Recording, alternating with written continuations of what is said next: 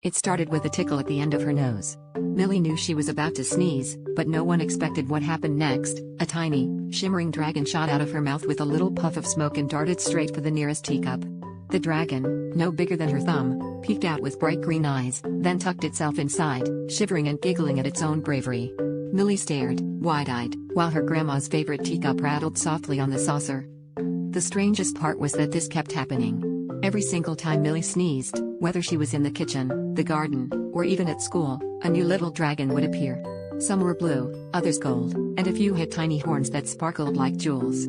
They seemed to love teacups more than anything, squeezing into them so their tails curled around the handles, hiding from view except for the occasional flick of a wing or a sneeze of their own. Soon, Millie's house was filled with dragons of every color.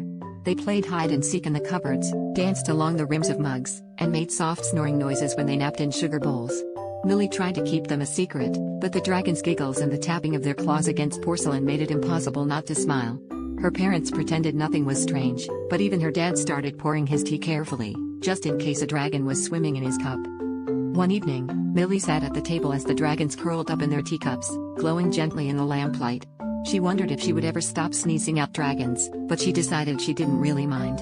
After all, life was much more interesting with a house full of magical, teacup-loving dragons, especially when bedtime stories were told with tiny dragons listening, their eyes wide and their wings wrapped around warm spoons.